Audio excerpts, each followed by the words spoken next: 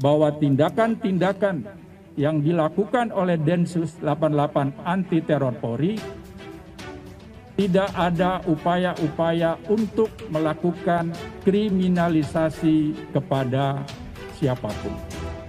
Termasuk juga kegiatan Densus yang dilakukan di Bekasi pada tanggal 16 November 2021 kemarin. Arogansi aparat dipertonton. Densus tangkap ulama tanpa bukti. Masih asumsi sudah ditangkap paksa. Proses penangkapannya tidak sesuai aturan hukum. Ya, sampai saat ini kita tidak diberi kesempatan sebagai lawyernya untuk mendampingi beliau. Belum tahu dia ada di mana. Sesuai dengan aturan hukum yang ada. Semua orang diberikan hak dan kewenangan, ya, untuk didampingi oleh seorang pengacara dalam setiap tindakannya, baik dalam pengadilan maupun di luar pengadilan. Ini hak hukum yang lebih tinggi. Beliau ini dipanggil secara patut aja pasti akan datang, seperti itu kan. Tapi tidak pernah ada surat panggilan untuk penyidikan atau penyelidikan atau klarifikasi, tapi langsung ada penangkapan. Ini menurut kami sangat berlebihan, apalagi dengan cara melanggar HAM. Masih tanda tanya ya, cuman coba tolong deh, fair juga, kasih kami kesempatan untuk betul-betul melakukan pembelaan yang fair, untuk kami bisa melakukan pendampingan hukum gitu loh. Ini keluarga langsung nggak tahu kemana ini. Beliau ini ditahan di mana sebenarnya kok?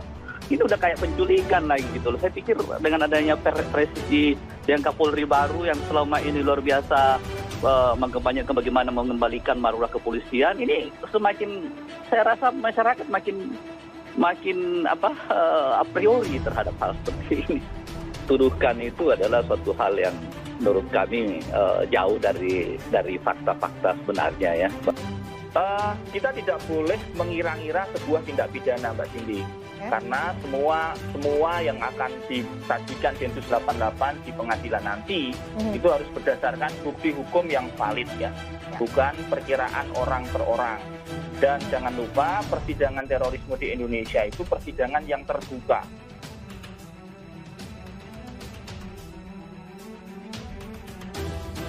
Kami mahasiswa Indonesia bersumpah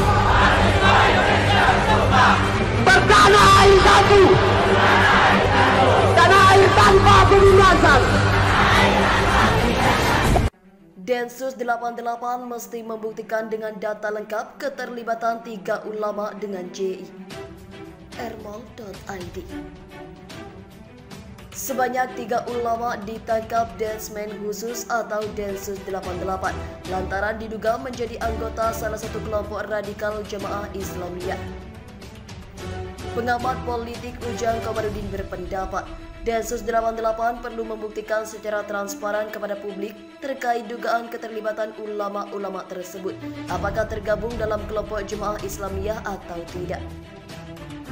Densus mesti punya data yang kuat atas keterlibatan mereka. Jangan sampai baru dugaan sudah langsung ditangkap. Ujar Ujang kepada kantor berita politik Ermon, Rabu 17 November. Ujang melihat dari 3 mubalik yang ditangkap. Densus 88 menyebut salah satunya yang merupakan Ketua Umum DDRI terbukti mengumpulkan anggota Jamaah Islamiyah. Ya, dibuktikan saja oleh Densus, pintanya. Direktur Eksekutif Indonesia Political Review ini menilai Densus 88 perlu membuktikan dengan data-data yang akurat terhadap penangkapan sejumlah ulama tersebut. Semua orang bisa dituduh teroris, siapapun dia, termasuk ulama MUI. Namun penangkapan itu mesti dibuktikan dengan bukti-bukti dan data-data akurat. Jangan sampai orang yang baru diduga tapi sudah ditangkap, tutupnya. Tim Densmen Khusus atau Densus 88 anti teror Mabes Polri melakukan operasi penangkapan terhadap 3 orang terduga teroris. Satu di antaranya merupakan anggota Komisi Fatwa Majelis Ulama Indonesia. Ketiganya merupakan kelompok dari Jamaah Islamiyah atau JI, yakni AA 44 tahun bekerja sebagai dosen. Ditangkap Selasa pagi pukul 5.49 WIB di kediamannya, Jalan Raya Legot, Blok Masjid Jatim Melati, Pondok Melati, Kota Bekasi. Kemudian terduga teroris berinisial AZ 50 tahun berprofesi sebagai dosen. Ditangkap pukul 4.39 WIB di wilayah Merbabu Raya, Perumahan Pondok Melati, Bekasi. Satu lagi berinisial FAO ditangkap di Kelurahan Jati Melati, Kota Bekasi. Densus 88 tangkap 3 mubalik terduga teroris. PAN, cukup bukti atau hanya asumsi? Anggota Komisi 3 DPR Syarifuddin Suding meminta Detsmen khusus 88 anti teror untuk memberikan penjelasan secara utuh setelah menangkap 3 mubalik dalam dugaan tindak pidana terorisme. Ketiganya adalah Ustadz Farid Ogbang, Ustadz Zain An-Najah, dan Ustadz Anung Al-Hamad. Menurut politikus PAN itu, Densus 88 tidak boleh menangkap seseorang hanya berdasarkan asumsi-asumsi terlibat tindak terorisme. Namun punya bukti yang bersangkutan melakukan tindakan tersebut.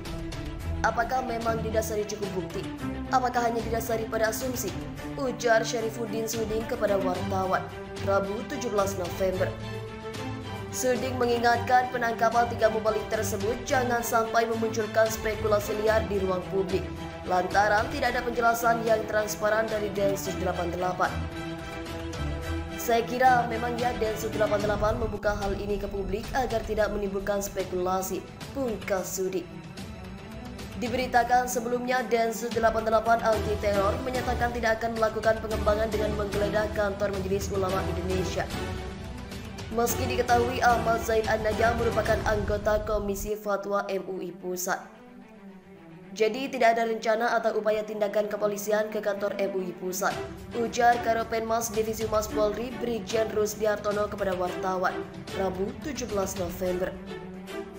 Tak dilakukannya penggeledahan, kata Rusdi, karena bukti-bukti yang dikumpulkan sudah cukup, di mana bukti tersebut menjelaskan keterlibatan Ahmad Zain dalam jaringan teroris Jamaah Islamiyah telah cukup. Densus telah memiliki bukti yang cukup terhadap keterlibatan yang bersangkutan terhadap kelompok teror JI, kata Rusdi.